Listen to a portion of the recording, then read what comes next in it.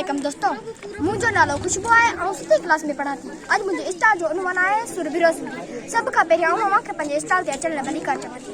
जिए का कानी काहू लुसने लाजू करे अचे पई ओचती दर्द पिरां जी दां वेज डंबी को मां सूरीअ खे साम्हूं सचो सुरबिरोसिनी जो मज़मून आहे त जंहिंजी कंहिंजी गुलामी दुरुस्त न आहे मां सवाइ पाण हारजे। उहो फर्ज़ सौखो हूंदो जेको ॾणीअ सां इश्क करे थो।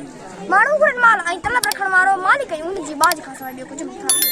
माण्हू घुरनि माल ऐं सभिनी घुरा सघे दुनिया ते दोस्त तां फिदा करियां फ़िलहाल कयस नाम निहाल पसंदि था परे थियो।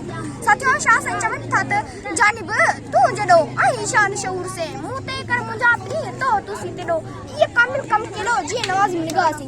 साथियो सुरबिरोसिनीअ में ॿिए हंधि लतीफ़ साईं उहा ॻाल्हि कनि था त पीउ जॾहिं नाज़ में पंधु निकिरे थो त ज़मीन बिस्मिल्लाह चवे थी जीअं कड़ो मंझि करे जोड़े जड़ हई आहे मुंहिंजो सां कीअं सोगो आहे सजण खे हूरू अदब सां हथ थियूं बदल नाज़ मंझा राम निकिरी जॾहिं पीउ करे थो पंधु हू बि बिस्मिल्लाह चई राच में थी रंग ओ ॿियो घणे अदब सी हू हैरत हंध साईं जो सौगंध साजन सभिनी सुहिणो। साथियो आख़िरी बेन तव्हां सभिनी जे नाम हिकु बेन कॾहिं ताक ॾी कॾहिं खुलनि दर जा कॾहिं अचनि न कॾहिं कोठणी कॾहिं सिका सॾ खे कॾहिं गुजागर गरी अहिड़ा आहिनि साहिब। मेहरबानी। शाबाश बच्चा, तमाम बेहतरीन, वेरी